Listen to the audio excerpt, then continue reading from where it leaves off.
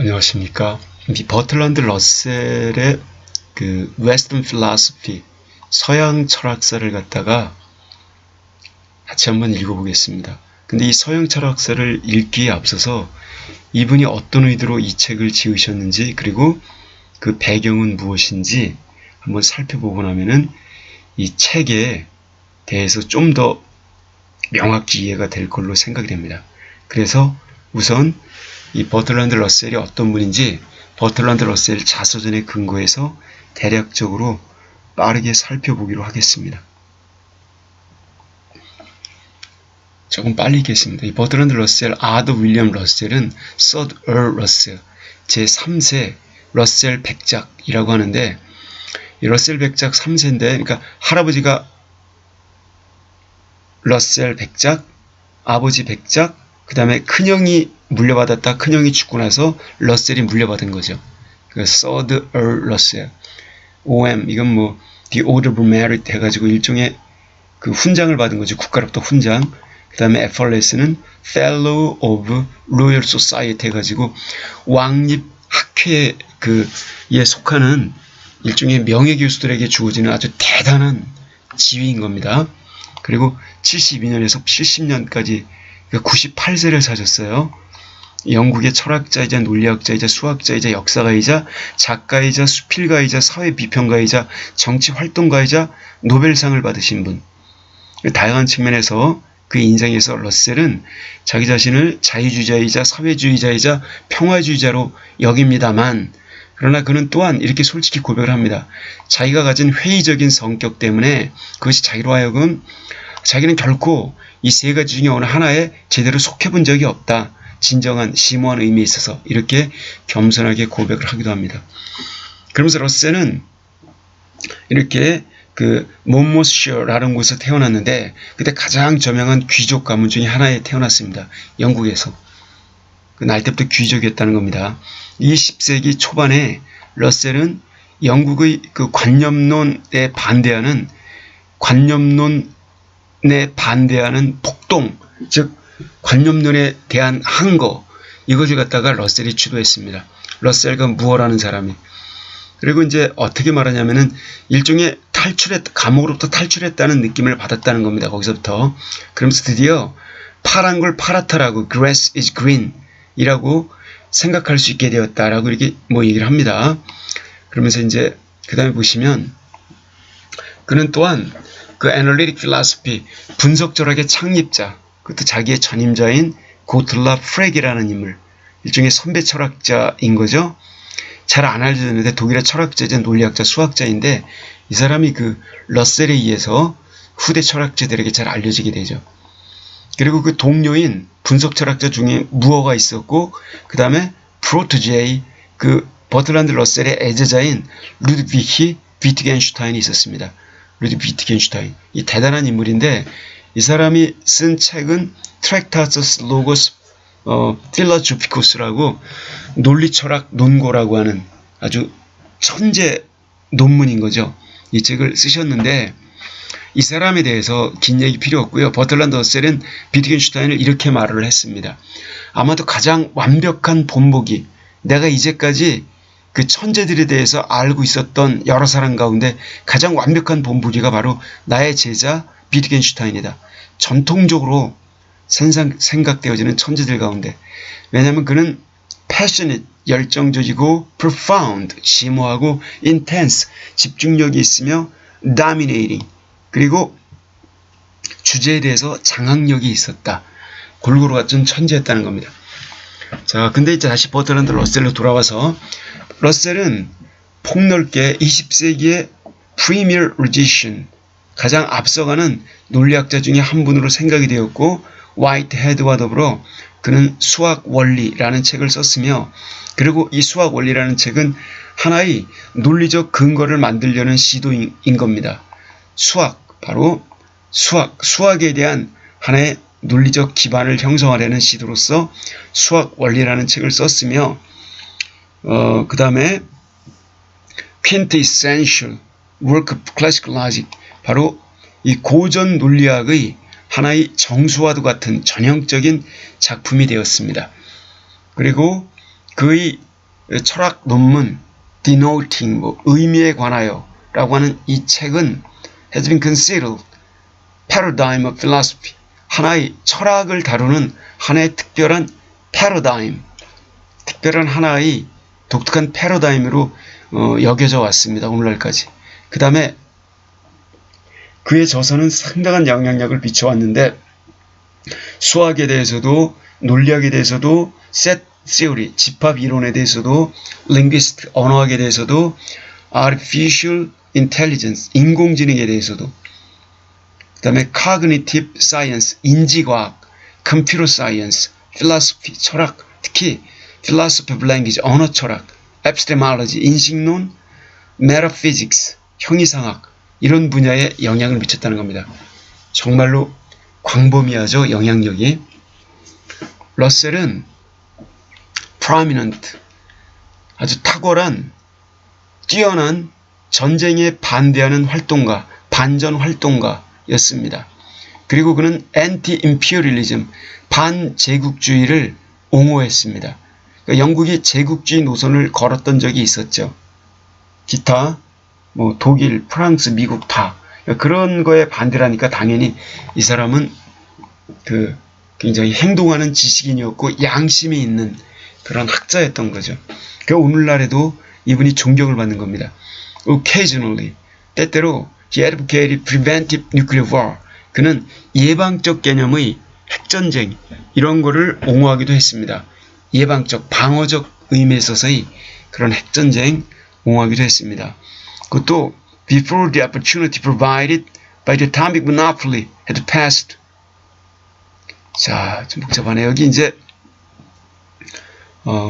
어떤 기회가, 우연한 기회가 그 atomic monopoly, atomic, 원자 독점, 원자 핵무기에 관한 독점에 의하여 제공되어진 우연한 기회가 통과되기 전에, 그리고 welcomed with enthusiasm, 열정적으로 그는 세계 평화를 옹호하기도 했습니다. 무슨 얘기냐면은 이 원자 핵무기에 관한 독점에 의해 제공되어진 어떤 기회가 그 제국주의자들이나 세계 열강들이 말하는 호시탐탐한 기회가 통과되기 전에 그런 예방적 개념의 핵전쟁을 갖다가 그는 옹호하기도 했다는 겁니다. 이거 좀 내막을 알아야 되는데, 그리고 또 welcomed with enthusiasm, 열정적으로 어떤 세계 정부를 옹호하기도 했습니다. 세계 정부, 그 세계 평화, 뭐 세계 국제연맹, 국제연합 이런 거. 그리고 실적으로 국제연맹 리더로서 오늘날의 UN 어떤 사무총장으로서 이 러셀이 그에 못지않은 역할을 수행하기도 했죠. 여기 이제 이것과 관련된 내용이 여기 쭉 나오는데 이건 여기서 생략하겠습니다. 빠지니까. 그는 또한 감옥에 투옥되기도 했습니다. 그의 평화주의 패시피즘, 평화주의 그런 기치, 노선 때문에 1차 세계대전 동안에. 나중에 러셀은 이렇게 결론을 지었어요. 이 아돌프 히틀러의 나치 독일에 대한 그 전쟁 반대, 나치 독일에 대해서 영국이 전쟁을 선포하죠. 근데 그거에 대해서 그 전쟁을 일으키는 것을 반대하는 것은 일종의 나중에 보니까 necessary lesser of two evils, 두 개의 악, 두 개의 사악한 노선이 있는데 그 중에 덜 사악한 쪽이다, 필요성 있는 덜 사악한 쪽이다 라고 결론을 내리기도 했습니다. 처음엔 전쟁에 반대하다가 이 히틀러가 워낙 사악한 모습을 드러내니까 저놈을 어쩔 수 없이 무찔러야 되겠다라는 쪽으로 돌아섰다는 얘기죠.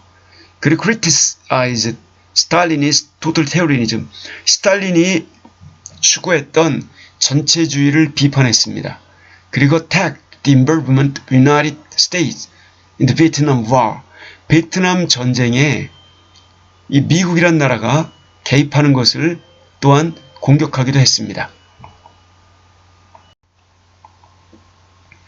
다시, 그리고 그는 스탈린의 전체주의를 반대하기도 했고 소련의 그 전체주의 체제, 일종의 독재 체제였던 거죠. 그리고 또한 involvement of the United States, 미국이 베트남 전쟁에 개입하는 것도 공격하기도 했습니다. 나쁜 짓 하면 다 공격했던 겁니다. 어떤 강대국의 지랄도 참아내질 않았던 거죠. 그만큼 양심적이었던 지식인이었던 거죠. 그래서 outspoken proponent, 여기 그래서 그런 outspoken, 솔직하게 거리낌 없이 탁 터놓고 말을 하는 그러한 proponent, 지지자, 추진자였습니다. 핵무기 감축에 대한 아주 솔직한 그런 추진자이자 지지자였습니다. 1950년에 러셀은 노벨 프라이즈 리터처, 노벨 문학상을 받습니다. In recognition of his varied and significant writing. 그것도 그의 다양한 의미 있는 글들을 인정을 받아서 노벨 문학상을 받습니다. in which 바로 그 속에 he champions humanitarian ideals. 바로 그는 자기의 어떤 인도주의적, 인간주의적 그런 이상, 그 다음에 사상의 자유, 이런 걸 그가 지지했기 때문에 바로 그러한 노고를 인정받아 바로 노벨 문학상을 받게 됩니다. 그 대표적인, 그리고 이제 노벨 문학상을 받게 된 것 중에 하나, 그 기여를 한 게 바로 그 서양 철학사라는 거죠. 그 다음, 이제 초기의 삶과 배경을 보면요. 이게 바로 어렸을 때 모습이 굉장히 귀엽게 생기셨죠? 러셀 as a 4-year-old, 4살 배기 러셀의 모습인 겁니다. 자, 이렇게 똘망똘망하게 생겼습니다. 그리고 여기가 이제 어린 시절의 집, 펜브로크 라치라고 하는 어린 시절의 저택입니다. 버드런 러셀은 1872년 5월 18일에 태어났는데 라벤스 크로프트라는 트레들리히 모모쇼에서 그때 영향력 있는 그 다음에 진보적 성향의 영국 귀족 가문에서 태어났습니다. 여기 진보적 성향 이 포인트가 되는 겁니다. 그리고 그의 부모님들 비스카운트 and 비스카운티스, 비스카운트 하면은 그 백작 아래 자작이라고 합니다. 자작과 자작 부인 엠블리, 그 둘 부모님들은 radical, 아주 급진주의적인 진보주의자들이었습니다. 당대에 비하여. 여기 비스카운트라는 명칭은 그 백작의 맏아들에 대한 경칭인 겁니다.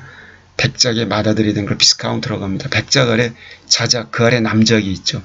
로드 엠블리, 그 엠블리 경은 자기 아내의 정사, love affair 말하는 겁니다. with their children's tutor, 자기 자식들의 가정교사인 바로 생물학자 더글라스 스폴딩과의 자기 아내의 그러한 그 love affair, 정사를 갖다가 아주 솔직하게 consented, 동의했습니다. 니네 둘이 사랑해도 좋다라고 이렇게 인정을 했다는 겁니다. 그 정도로 진보적이었다는 거죠. 진보인지 뭔지 모르겠습니다만 다 탁 트여있던 사람인 겁니다. 그 대한민국의 처용랑 같은 뭐 방안을 들여다보니 가랑이가 4개인데 둘은 뇌였고만은 둘은 뇌였고 이러면서 그 역신이 오히려 도망갔다고 하죠. 그 처용의 마음을 갖고 있었다는 겁니다. 처용랑에. Both were early advocates of birth control. 그리고 둘 다 아주 초기의 그 산하 제한에 대한 지지자들이었습니다. 당대. 그때 이것은 scandalous, 다소 좀 모욕적인 거로 shameful, 불명예스럽고 indecent, 좀 단정치 못한 이런 거로 여기던 시절에 바로 산하 제한을 옹호했던 인물이었다는 겁니다. 로드 엠블리, 이 엠블리 경은 그러니까 러셀의 아버지인 거죠. 경은 atheist, 일종의 atheist, 무신론자였고 그의 이 무신론은 뚜렷하게 나타났습니다. 그가 러셀의 아버지가 그 철학자 존 스튜어트 밀에게 act as Russell's secular godfather, 러셀의 세속적인 아버지, 즉 대부라고 하죠. 대부 역할을 해줄 것을 이렇게 부탁을 했을 때 가장 두드러지게 드러납니다. 존 스튜어트 밀 어떤 사람인지 알죠? 이분은 영국의 철학자이자 정치 경제학자이자 공무원, 그리고 당대 가장 영향력 있는 사상가 중에 하나입니다. 고전적 그 자유주의, 여기에서 대단한 사람인데 이 사람도 천재죠. 근데 이제 이분은 유틸리테리언이즘이라고 하는 공리주의를 갖다가 이끌어 나갑니다. 제레미 벤덤의 영향을 받아서 이 사람을 갖다가 그 공리주의의 창시자이자 양적 공리주의, 그런데 이 존 스튜어트 밀은 질적 공리주의라고 하죠. 그리고 또한 존 스튜어트 밀은 scientific methodology, 과학적인 방법론을 주창하기도 합니다. 그리고 그는 a member of Liberal Party, 이 진보당의 한 구성원이기도 했고 여성 참정권을 옹호했던 대단한 인물이기도 합니다. 어쨌든 그 존 스튜어트 밀은 바로 죽습니다. 러셀이 태어난 그 이듬해에. 그러나 자기의 그런 대부로 이렇게 벌써 굳어져 있었기 때문에 그의 저서들은 상당한 영향력을 미칩니다. 러셀의 삶에. 러셀이 애독하게 되죠. 그리고 그의 paternal grandfather, 그의 부계 쪽 할아버지, 즉 친할아버지라고 말을 하죠. 친할아버지인 얼 러셀 백작은 두 번이나 빅토리아 여왕에 의해서 이 내각 정권을 조직하도록 요청을 받았던 인물, 수상을 두 번이나 역임했다는 거죠. Serving her as prime minister. 그것도 수상으로서 그 빅토리아 여왕에게 봉직을 했습니다. 40년대와 60년대 수상을 두 번씩이나 역임한 대단한 가문인 거죠. 그리고 러셀 가문들은 러셀 가문의 구성원들은 탁월했습니다. 영국에서 몇백 년에 걸쳐서 이전에도 그것도 coming to power, 권력을 잡고 the peerage, 바로 일종의 그 귀족 반열에 오르게 됩니다. With the rise of Tudor dynasty, 튜터 왕조의 도래와 더불어. 그리고 그들은 스스로 자신들의 그 어떤 정체, 소셜 포지션을 확립했습니다. One of the leading British Whig family, 주도적인 영국의 피그 패밀리, 피그당, 어떤 피그 패밀리 가문의 일원으로서 그리고 participate in every great political event, 모든 중요한 정치적 사건에 참여를 했습니다. 바로 그것도 dissolution of monasteries, 이른바 수도원의 해체라고 하는 사건으로부터 1530년에 1540년대 그리고 Glorious Revolution, 명예혁명에 이르기까지 88년 1689년까지 그 다음에 대개혁 헌장, Great Reform Act 1832년에 이런 것까지 영국의 중요한 사건에 다 러셀 가문이 개입을 했다는 겁니다. 이것뿐만이 아니죠. 나중에 그 핵전쟁이 일어날 위협이 있을 때 뒤에 나오지만 후르시초프하고 케네디 간에 그 쿠바의 미사일 기지 어쩌고 그때도 역시 러셀이 개입을 해서 평화를 추진시킵니다. 레이디 앰벌리, 러셀의 어머님은 the daughter of Lord and Lady Stanley of Adderley, 바로 이러이러한 잘나가는 가문의 딸이었습니다. 러셀은 종종 ridicule of his maternal grandmother, 바로 조롱을 두려워하곤 했습니다. 자기 어머니 계통의 할머니, 즉 외할머니가 놀릴까봐 종종 두려워했습니다. 외할머니는 그 campaigners, education women, 바로 여성 교육에 대한 운동가 중에 한 분이셨습니다. 여성도 교육을 받아야 된다라고 하면서 굉장히 진보적인 주장을 했던 분입니다. 러셀의 양 가문이 정말 대단한 집안이었던 거죠. Childhood, adolescence, 그래서 유년기와 청소년기. 러셀은 두 형제자매가 있었는데 brother, 형인 프랭크 7살 위, 그 다음에 누나인 레이첼 4살 위. 근데 1874년 6월에 러셀의 어머니가 돌아가십니다. 디프테리아라고 하는 디프세리아 병이죠, 이거. 디프테리아라고 하는. 근데 followed, 곧 뒤이어 레이첼이 죽게 됩니다. 누나가. 1876년 역시 1월에는 아버지가 돌아가십니다. 그럼 보세요. 아니 74년에 어머니 돌아가지고 75년에 누나 죽고 76년에 아버지 죽고 살만 나겠습니까? 그의 아버지는 died of bronchitis, 일종의 천식, 기관지염인 거죠. bronchitis, 기관지염으로 돌아가십니다. 그것도 오랜 기간의 우울증을 앓고 난 다음에. 프랭크와 버틀란드 둘만 결국 남게 됐습니다. 그의 staunchly Victorian paternal grandparents, staunchly, 아주 철두철미하게 빅토리아 기질을 가진 북의 조부모, 할아버지 할머니 휘하의 그 보호하에서 그 형제만 둘이 살아남게 된 겁니다. 빅토리아 되게 엄격하죠. 빅토리아 그 여왕의 그런 청교도적인 사고방식. 근데 who lived in Pembroke Lodge. 그리고 그 할아버지 할머니는 펜브로크 라지에서 살았습니다. 리치먼드 파크에 있는. 그리고 그의 grandfather, 그의 할아버지, 즉 러셀의 할아버지는 예전 그 프라임 미니스터 수상인 러셀 백작이기도 한데 78년에 돌아가죠. 70년에 다 죽네요. 72년 태생인데 러셀이. 그리고 was remembered, 러셀에 의해서 기억이 되어집니다. 친절한 할아버지, 휠체어를 타고 계셨던 휠체어를. 그의 할머니는 카운티스 러셀. 자, 여기 이제 이 카운티스 하면은 그 백작 부인 말하는 거죠. 여기 러셀 그 백작 부인인 이 할머니는 dominant family figure, 역시 굉장히 유명한 지배적인 잘 나가는 가족의 구성원이었습니다. 러셀의 어린 시절과 젊은 청년 시절의 대부분 동안 실적으로 그 지배적인 그 가문을 지배했던 그런 인물이었습니다. 그런데 이 백작 부인은 스코틀랜드의 프레스비테리안 패밀리, 장로파 교회, 그런 스코틀랜드의 이 교회 집안 출신이었던 겁니다.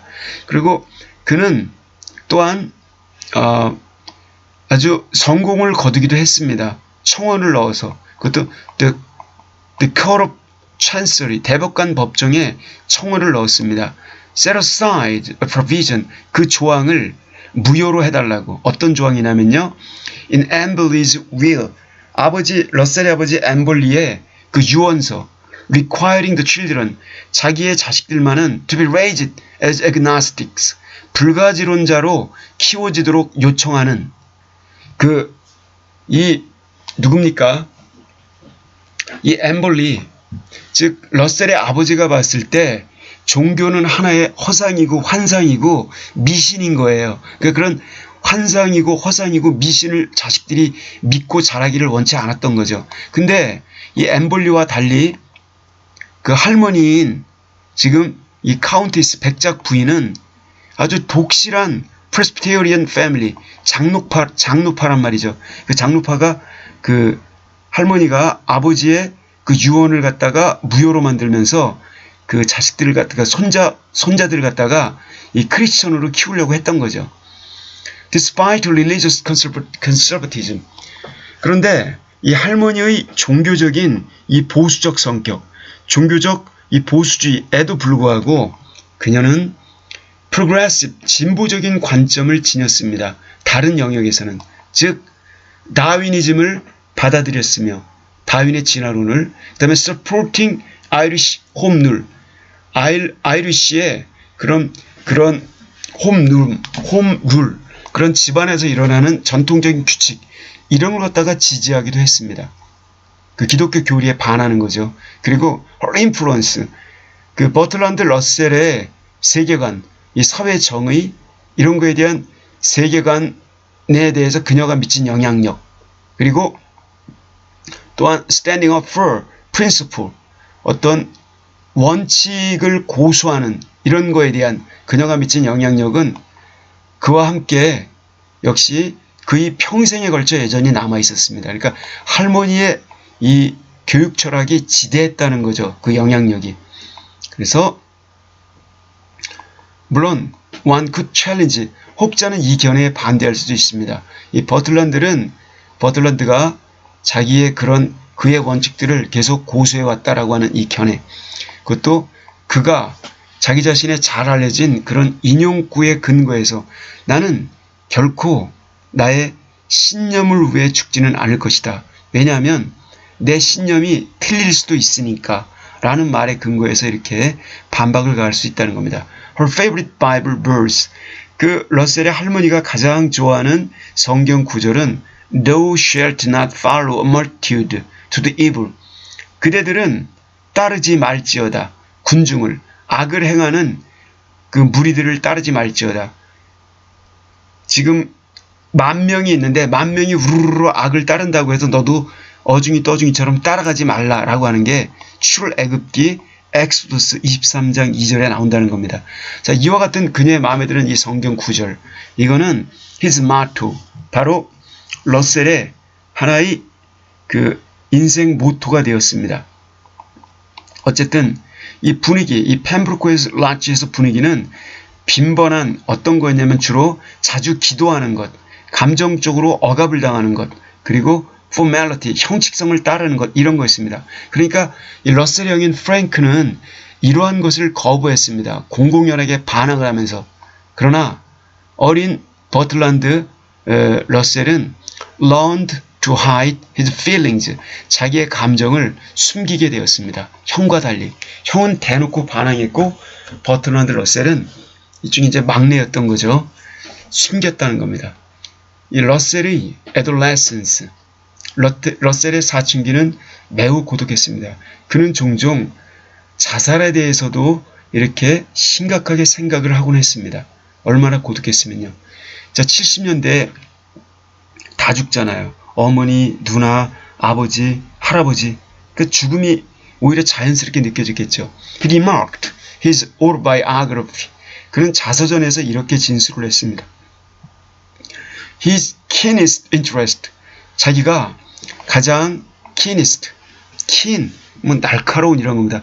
자기가 가장 예리하게 가졌던 관심, 첨예한 관심거리들은 바로 종교에 있었다. 종교와 수학에. 과연 종교가 진짜일까라고 하는 것. 또 하나, only wish to know, 단지 자기의 소망, 좀 더 많이 알고 싶은, 수학에 대해서 많이 알고 싶은, 종교는 살펴봐도 영 아니고 수학에 대해서 많이 알고 싶은 그런 열정, 관심이 그를 자살하지 못하게 막아줬다라고, 이렇게 수학에 대한 열정이 자살을 극복하게 해줬다라고 말하고 있는 겁니다. He was educated at home. 그는 집에서 교육을 받았어요. 1년에 tutors, 가정 교사들에 의해서. 그만큼 가문이 빵빵했다는 거죠. 그 비용도 많이 들였고. 천재니까 천재답게 교육을 받았던 겁니다. 어떤 면에서는. 러셀이 11살 되었을 때 그의 형 프랭크가 그에게 바로 유클리드의 기하이라고 하는 것을 소개시켜줬습니다. 그런데 그것을 러셀은 이렇게 설명했어요. 그의 자서전에서 One of the great events of my life, 내 인생의 가장 위대한 사건들 중에 하나, 그것도 as dazzling as first love, 마치 첫사랑만큼이나 눈을 현기증 나고 어떻게 아찔하게 만드는 그런 경험이었다고 얘기합니다. 대단한 수학자가 될 기질을 보였던 거죠. 그 형을 통해서.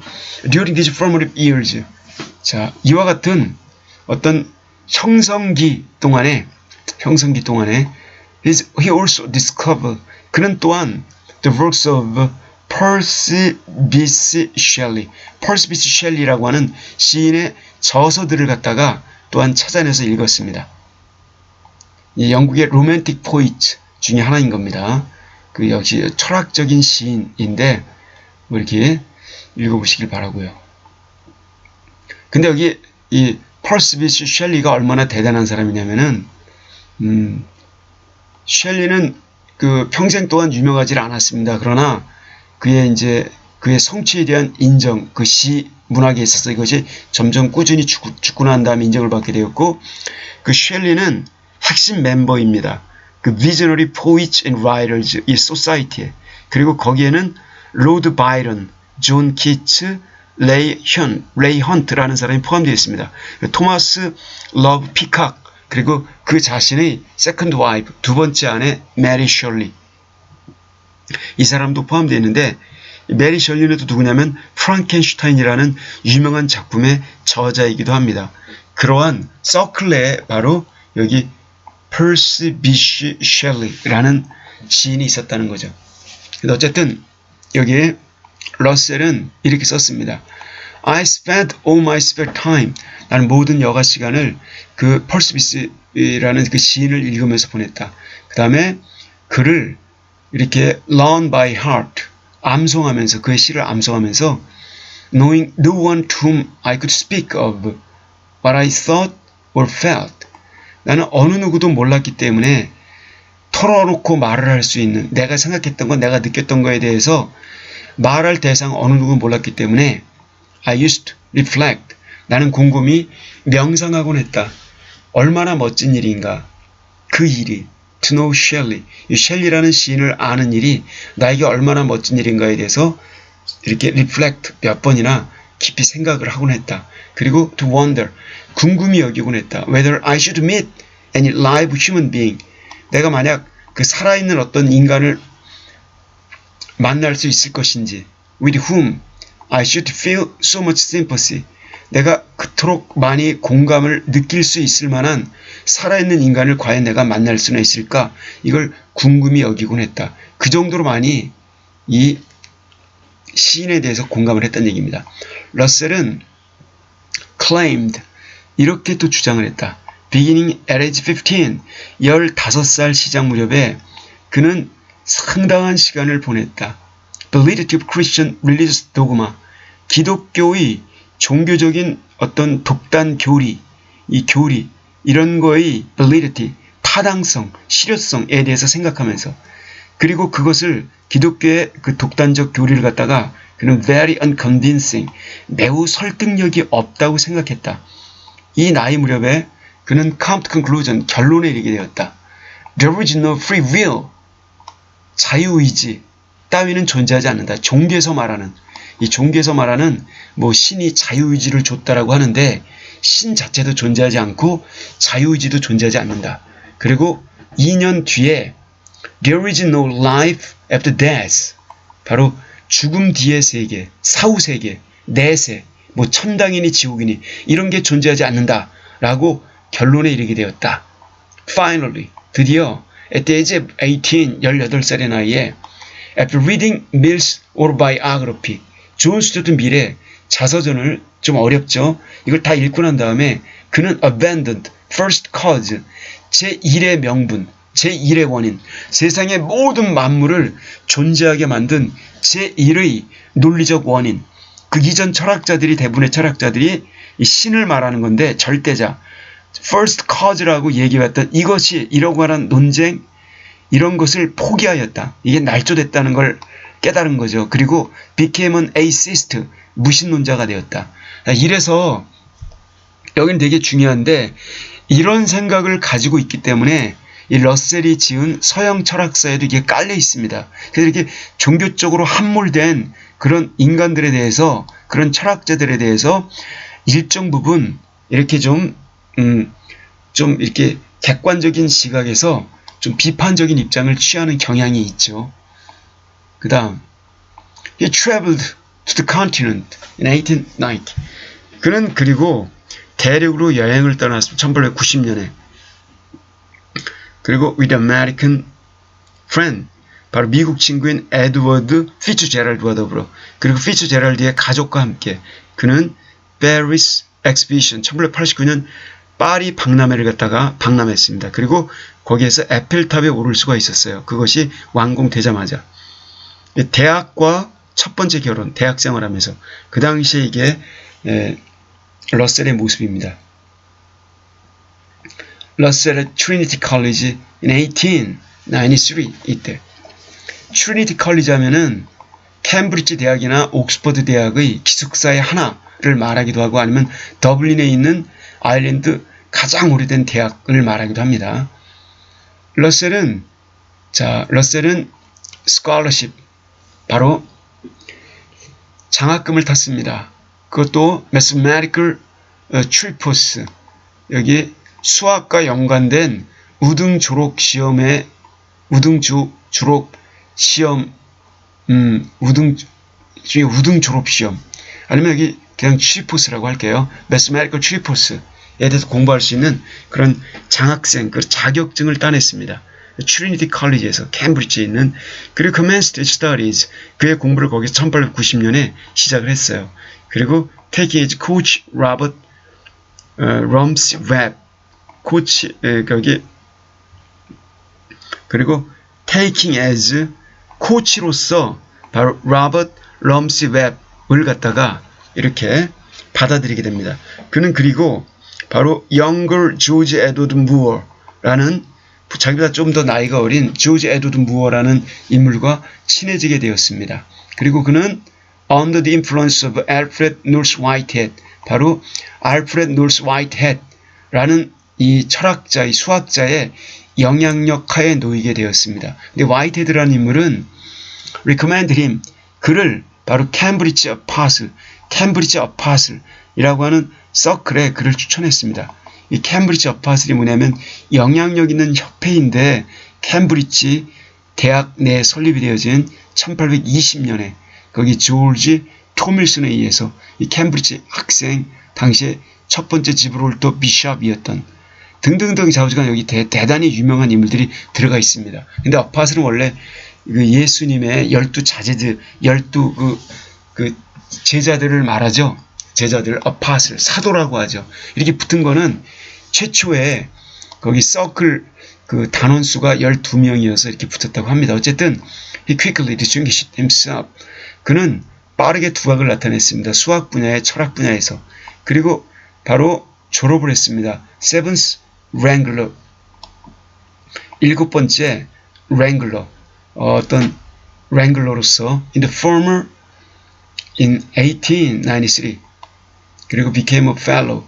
자, 여기서 Wrangler는 수학 학위 시험의 1급 합격자 말합니다. 캠브리지 대학에 수학 1급 7번째를 합격한 사람으로 이렇게 졸업을 하게 됩니다. 그리고 그 1893년에 그는 a fellow가 됩니다. fellow. 그리고 1895년 후반부에 fellow가 됩니다. 1893년 전반부, 1893년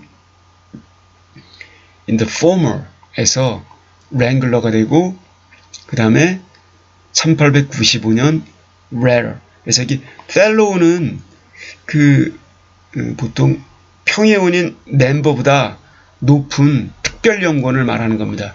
이렇게 fellow가 되었다는 얘기입니다. 그리고 이 wrangler라고 하는 게 있나 봐요. 그 wrangler in the former에 아까 제가 말씀드렸죠. 수학에서 1급 합격자, 7번째 1급 합격자로 졸업을 하게 되고 나중에는 fellow 자격까지 따게 됩니다.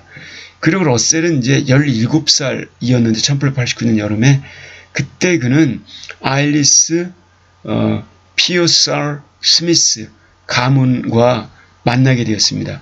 이 사람들은 American Quaker 5 Years Order, 이 아일리스 피어서 스미스라는 인물은 미국의 퀘이커, 일종의 그 교도 말하는 거죠.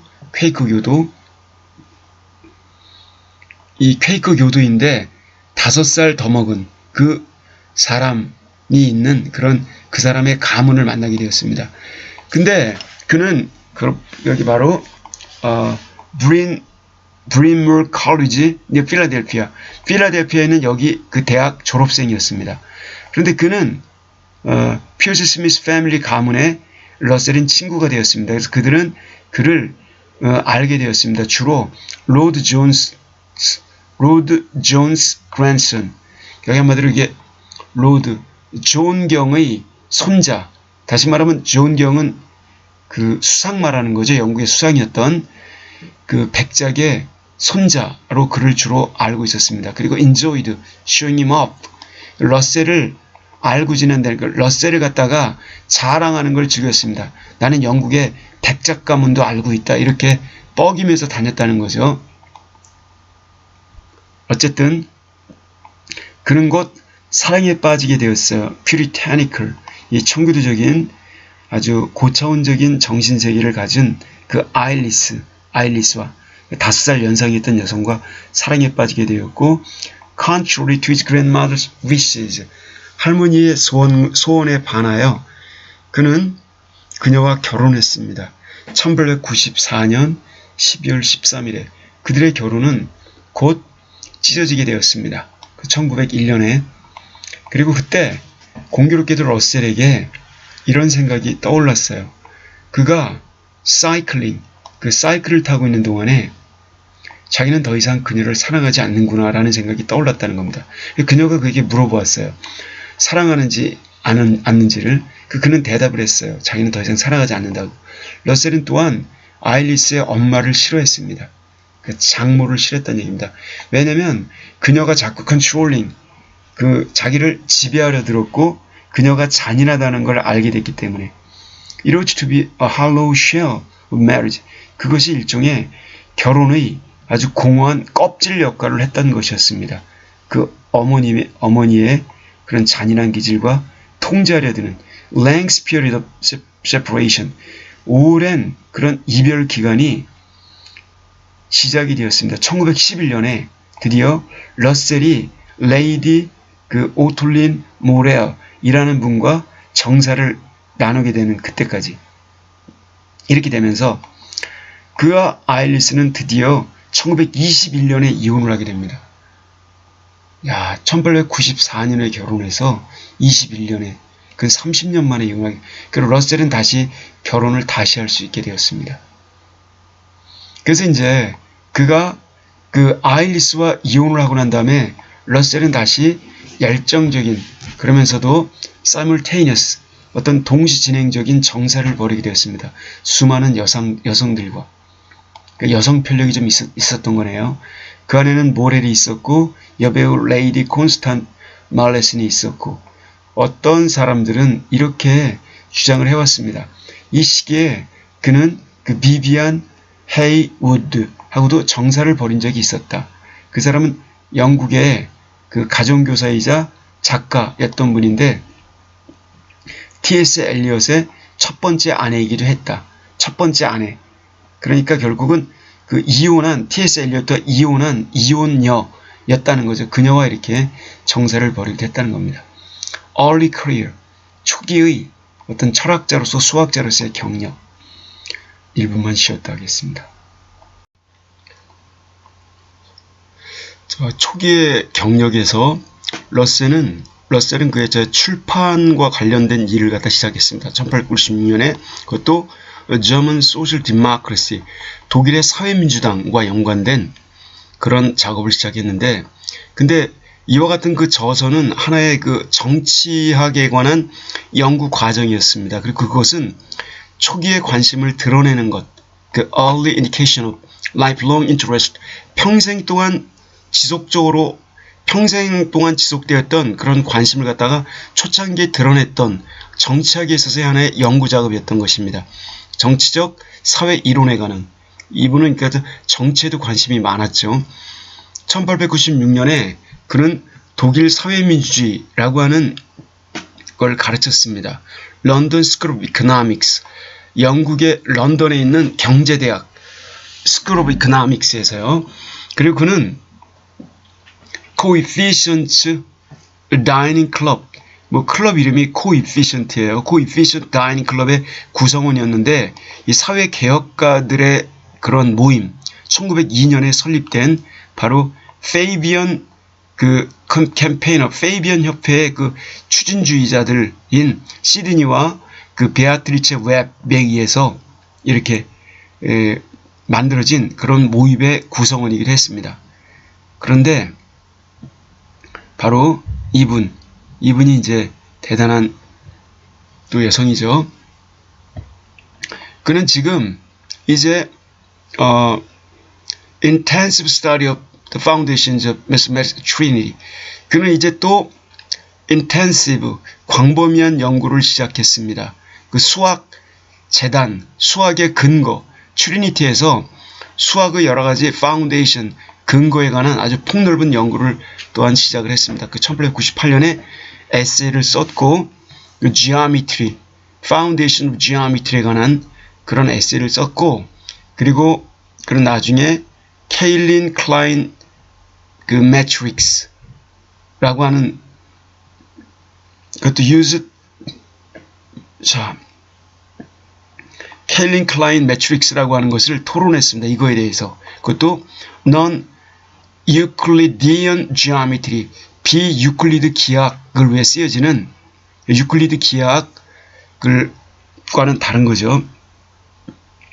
이걸 토론했는데, 즉 비유클리드 기하학은 유클리드 공간이 아닌 공간에서 다루는 모든 기하학을 다 가리키는 말, 쌍곡 기하학, 타원 기하학, 택시 기하학 등등 이런 것들입니다.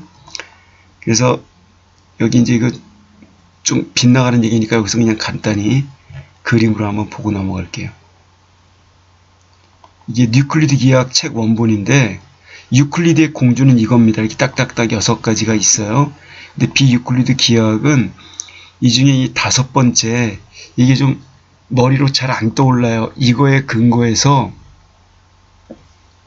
이게 이제 복잡하고 직관적이지 못하니까 이 공준이 다른 명제를 통해 증명될 수 있을지도 모른다라고 생각하면서 이 공준의 부정을 가정하여 모순을 이끌어내려고 합니다. 그러면서 이제 비유클리드 기하학이 탄생한다는 거죠. 예를 들면 유클리드 기하학이란 이런 꼴인 겁니다. 가운데 있는 꼴. 딱딱 직선으로 된 거. 근데 하이퍼볼릭 이렇게 볼록한 형태에서도 그렇죠? 이렇게 만날 수가 있는 거죠. 그 다음에 엘립틱 이런 구조에서도 이렇게 만날 수가 있고 그 왼쪽에 있는 게 일종의 비유클리드 기하학에 해당되는 거겠죠. 이 비유클리드 기하학을 단적으로 나타내는 그러한 모형입니다. 유클리드 기하학에서는 생각할 수도 없었던 그러한 그림인 거죠. 그리고 그는 International Congress Philosophy 여기에 참석했습니다. 그러니까 국제 철학협회에 참석을 했습니다. 파리에서 열린 1900년에. 그리고 거기에서는 기세프 피아노 그 다음에 뭐 파도아를 만났는데 이 이탈리아인들은 그 게오르그 칸토르에게 responded 이렇게 답을 했던 적이 있었습니다. Make a science of set theory 바로 집합 이론을 하나의 학문으로 만들었던 이 칸토르에게. 그리고 그들은 러셀에게 그들의 문헌을 갖다가 이렇게 주었어요. 그 안에는 Formulario Mathematico 라고 하는 것을 포함하는 그런 문헌이었는데 러셀은 감명을 받았습니다. precision, 정교함에 의해서 피아노의 argument 그런 주장들이 갖는 at the Congress 협회에서 피아노가 했던 주장의 정교함에 감명을 받고 그리고 영국으로 돌아오자마자 그 책들을 읽었죠. 그리고 나서는 러셀의 패러독스를 국련했습니다. 러셀의 패러독스가 이렇게 나왔다는 겁니다. 1903년에 그는 Principles of Mathematics, 수학의 원리라는 책을 발간했습니다. 이것은 Work Foundation Mathematics, 수학의 어떤 기반에 관한 근거에 관한 저서인데 그것은 Logicism, 논리주의 이론을 진척시켰습니다. 수학과 논리는 하나자 똑같다라는 그런 논리. 그리고 29의 나이에 1901년에 러셀은 또한 겪었습니다. 이른바 a sort of mystic illumination, 일종의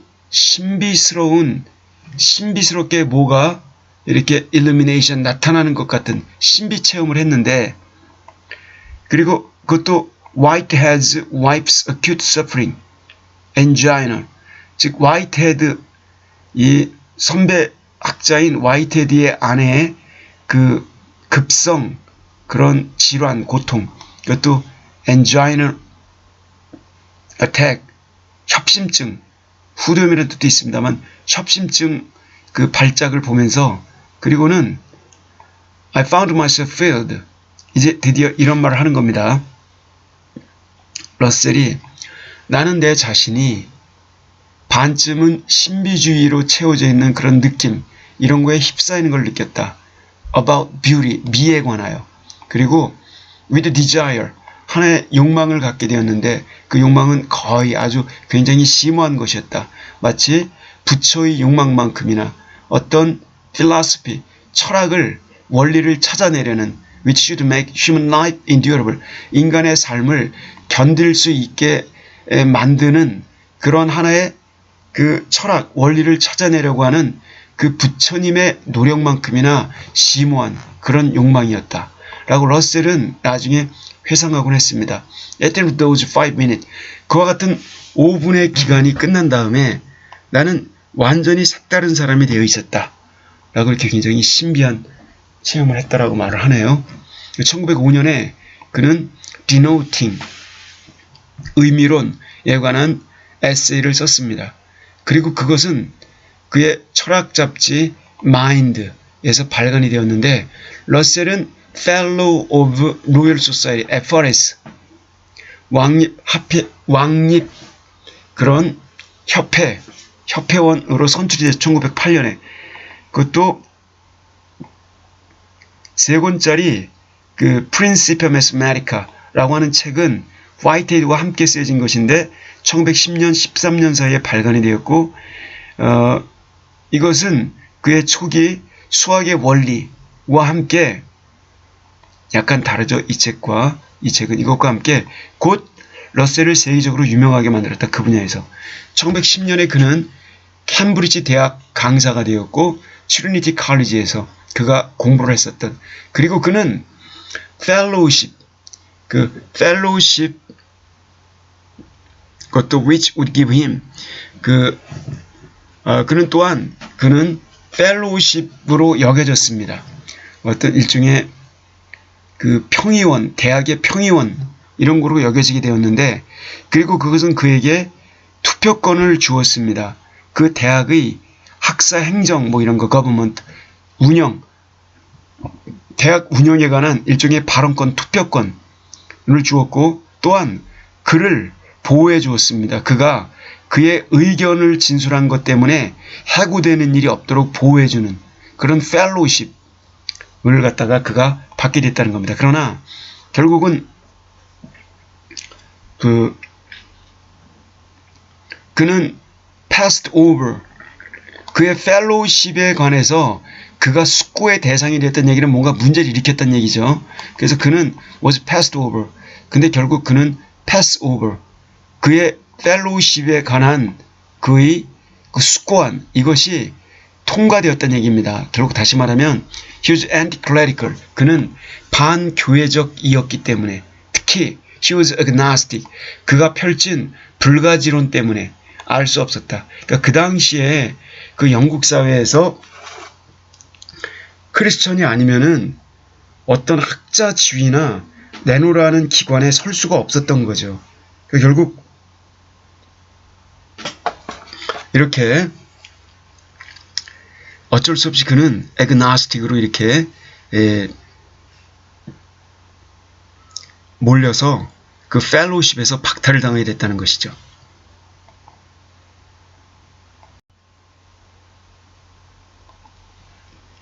자, 아까 여기까지 했습니다. 반교회적이고 특히 그가 불가지론은 알 수 없는 것에 대해서는 침묵하라. 결국 이제 여기 우주의 본질인 물 자체는 인간의 경험으로 인식할 수 없다라는 이론을 지지하는 거기 때문에 기독교에서 말하는 천지창조론 이런 것과 정면 배치가 되는 것이죠. 나스틱하기 때문에 결국 끼리끼리 그런 모이는 그런 집단에서 이 러셀은 배척을 당하게 됩니다.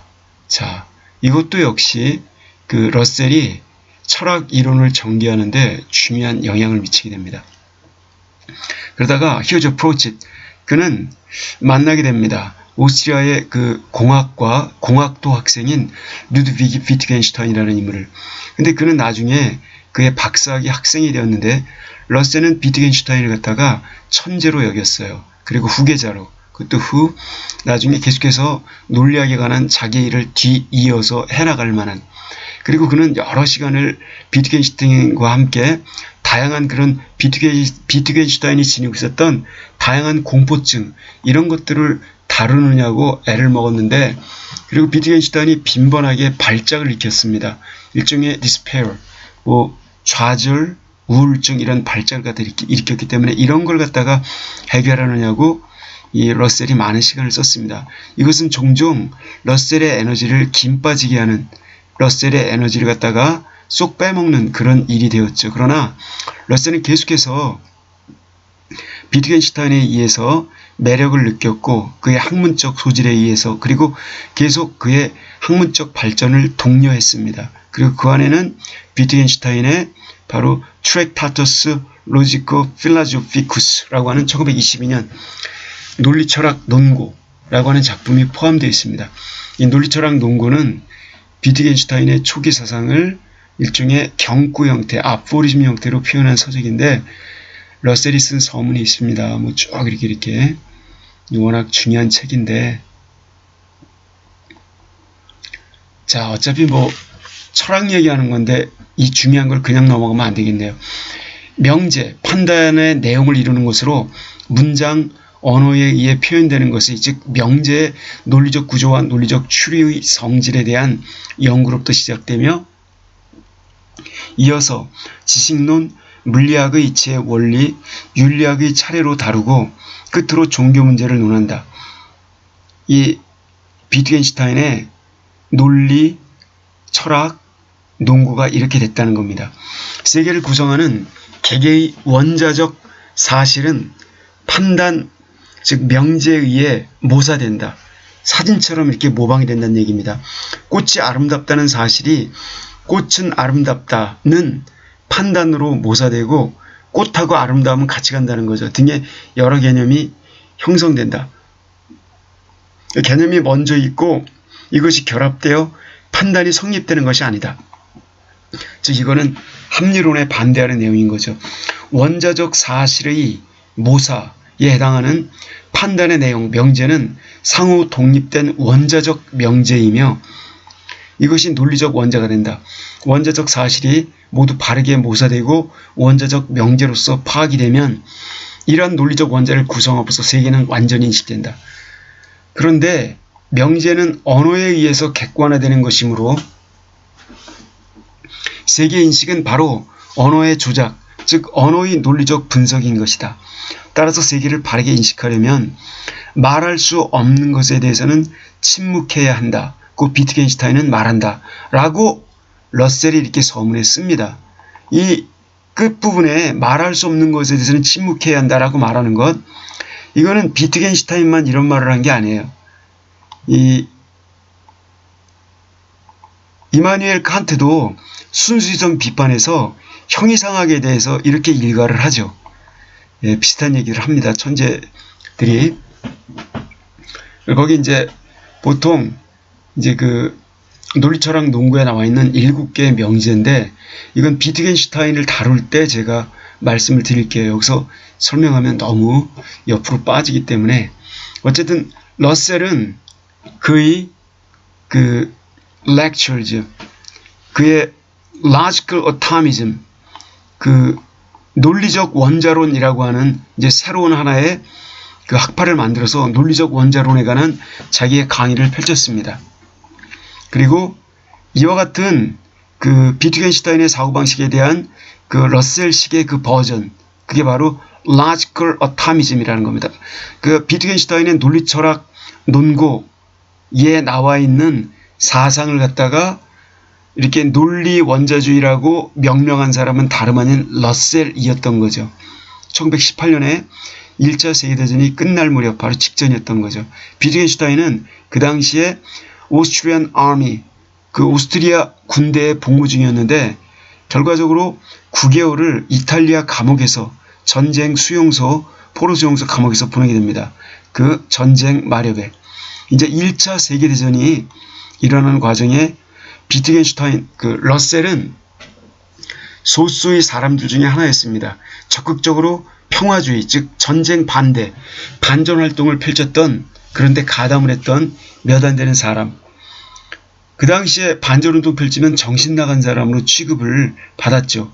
1916년에 그의 펠로우십 렉, 결핍, 박탈당한 거죠. 펠로우십 박탈 때문에 그는 트리니티 컬리지로부터 해고를 당했습니다. 그의 신념을 따랐기 때문에 Defense of Realm Act 1914, 1914년에 그 Realm Act를 옹호한다는 그의 신념을 따랐기 때문에, 신념에 따라서, 즉 무슨 얘기냐면은 Defense of Realm Act, 도라라고 하는 건데 이것이 영국에서 통과가 되었습니다. 그 1914년 8월에 그때, 그리고 나서 그 4일 전에 1차 세계대전에 돌입하기 4일 전이었고, 그리고 그것이 전쟁이 진척되어감에 따라 바로 그것이 이제 첨가된 내용인 거죠. 근데 그것은 정부에게 폭넓은 범위의 힘을 부여해주는 그런 법령이었죠. 전쟁 기간 동안에. 예컨대 requisition buildings, 뭐 건물 따위나 토지를 수용할 수 있다. 국가가 전쟁 노력, 전쟁을 하기 위해 필요할 때 개인의 빌딩, 건물이나 토지를 갖다가 국가가 수용할 수 있다라는 그런 거. 그래서 이것이 그 규율로 하여금 또 하나는 뭡니까? criminal offenses. 형사적인 범죄를 창출하는 그런 규율도 만들 수 있다. 그러니까 형법도 마음대로 죄형 법정주의인데 죄형 법정주의에 반하여 형법 조항을 새로 만들어서 처벌할 수 있다는 겁니다. 그래서 여기 DORA assured in a bright versatile social control mechanism. 도라는 다양한 권위주의적 어떤 사회 통제 메커니즘을 알리게 되었습니다. 이른바 그 검열이라고 하는. 그래서 어떤 사람도 주둥이 입을 놀려갖고 혹은 글을 써갖고 리포츠를 해서는 안 된다. 보도를 해서는 안 된다. 마치 불만을 야기시킨 것과 같은 혹은 경각심을 불러일으키는 것과 같은 어떤 자기의 majesty, 황제의 군대에 대해서나 혹은 군대의 가운데에서나 아니면 어떤 민간인 그런 가운데에서 조금이라도 불평문자가 생겨서는 안 된다. 이런 법령을 만들었다는 거죠. 이런 쪽으로 가는 겁니다. 이컨대 이제 1914년에 렐럼 액트를 이런 것을 이 법령을 갖다가 이런 법령에 휘하해서 그의 신념에 따라 트리니티 컬리지로부터 그가 해고당했다는 겁니다. 이 법령 휘하에서. 그래서 자기 신념을 따르면서 이런 엄격한 법령이 있었음에도 불구하고 소크라테스처럼 러셀은 독배를 마신 거죠. 자기 신념을 따라서 대학에서 해고를 당했다. 자기 신념을 못 버리겠다라고 끝까지 말을 했다는 얘기죠. 그런 나중에 이 일을 갖다가 legitimate means the state used to violate freedom of expression in free thought and official propaganda. 그는 나중에 이것을 하나의 illegitimate, 불합리한, 불법적인 그런 수단으로 나중에 간주했습니다. 국가가 위반하곤 했던 바로 표현의 자유라고 하는 대전제 조건, 국가의 성립의 전제 조건, 기본권 조항인 표현의 자유를 갖다가 국가가 침해하기 위해 써먹었던 이렇게 되겠네. 국가가 써먹는 불합리한 수단 이런 걸로 여겼습니다. 그리고 이 Free Thought and Official Propaganda 바로 자유 사상과 공식적인 국가의 정책 선전이라는 책에서 러셀은 중대한 역할을 했습니다. 리즈 컨벤션에서 1917년 6월에 리즈 컨벤션은 뭐냐? 역사적인 사건. 그것도 so well over 1,000 anti-war socialists gather. 리즈 컨벤션, 리즈 집회라고 하는 것은 이것은 아주 잘 목격했습니다. 1,000명 정도의 전쟁에 반대하는 사회주의자들이 gather, 모이는 것을 바로 목격한 역사적 사건, 그게 바로 리즈 컨벤션인데 여기에서 주도적인 역할을 러셀이 했습니다. 전 세계 유럽의 지식인들이 다 모였던 거죠. 많은 사람들은 delegate, 대표들이었습니다. 독립적인 레이버 파티, 노동당의 대표 아니면 소셜리스트 파티, 사회당 아니면은 노동당 이런 데 대표들이었고 그것도 United in their pacifist, 그들의 평화주의 신념에 따라 모여든 그러면서 peace settlement, 평화 정착을 갖다가 옹호하고자 모여든 그런 사람들의 집회였다는 겁니다. 그래서 international press, 자 그래서 국제적인 신문은 보도를 했습니다. 러셀이 나타났다. 수많은 노동당 MPs, 그걸 어떤 국회의원들과 더불어, 이건 member of parliament, 국회의원들 말하는 거죠. 노동당 국회의원들과 함께 드디어 러셀이 나타났다. 그리고 그 안에는 램세이 맥도널드와 필립 쇼덴이 포함되어 있는데 뿐만 아니라 former liberal MP, 국회의원인, 그리고 또 anti-conscription campaigner, 징집에 반대하는 군대 징집 반대 캠페이너 운동가인, 그리고 또 프로페서 아놀드 럽턴 이런 사람도 들어있었다. 근데 after the event, 그 행사가 끝난 다음에 러셀은 레이디 오톨린 모렐에게 이렇게 말했다. To my surprise, 놀랍게도 when I got up to speak, 내가 일어나서 연설하려고 하자 I was given greatest ovation. 나는 가장 커다란 기립박수를 받았다.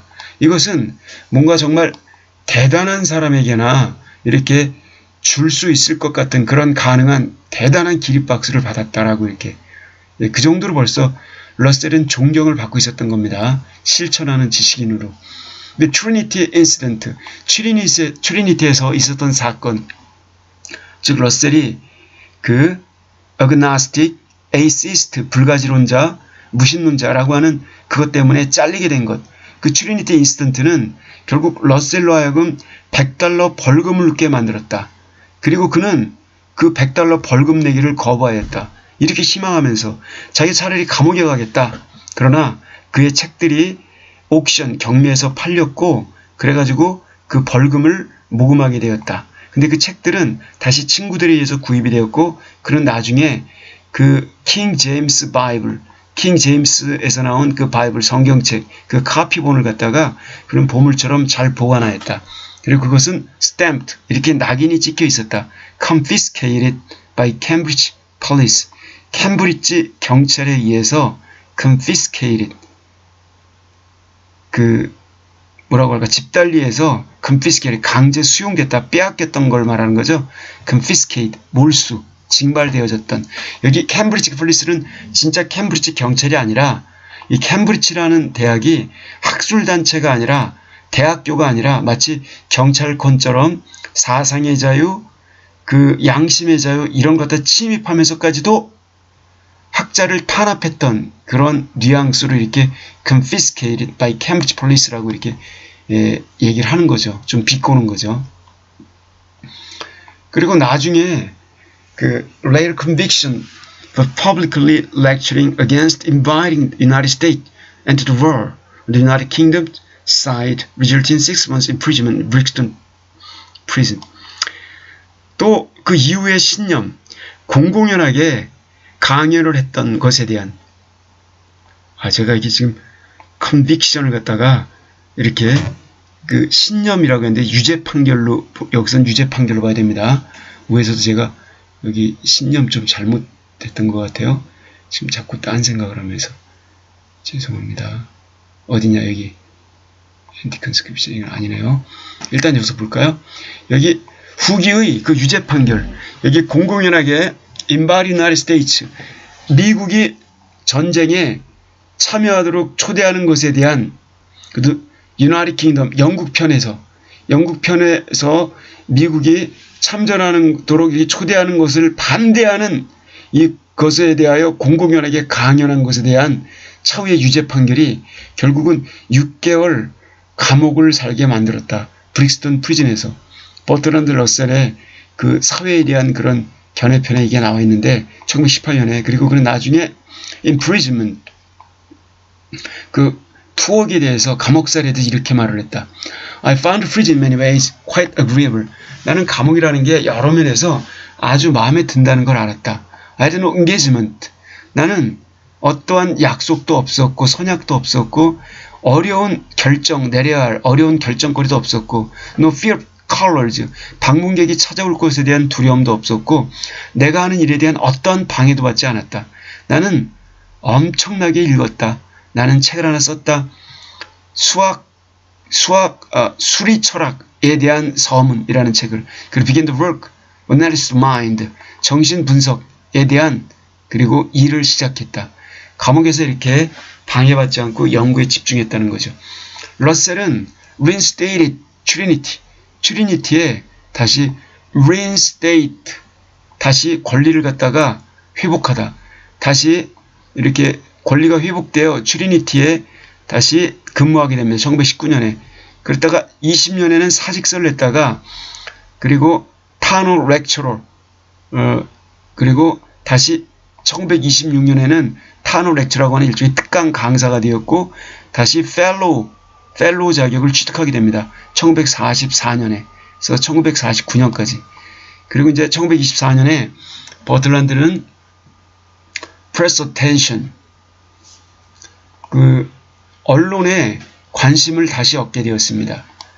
그가 banquet, 연회에 참석했을 때 House of Commons 상원 그 상원에서 베풀어지는 하원이죠. 하원에서 베풀어지는 연회에 참석했을 때 잘 알려진 운동가들과 더불어 그 안에는 아놀드 럽튼이 있었고 그는 이미 국회의원이었었고 그리고 또한 그는 투옥을 견뎌냈습니다. 소극적으로 저항하면서 어떤 군복무나 네이블 서비스, 해군 복무 이거에 대한 소극적 저항에 대해서 이미 감옥살이를 견뎌냈던 그런 인물이기도 했습니다.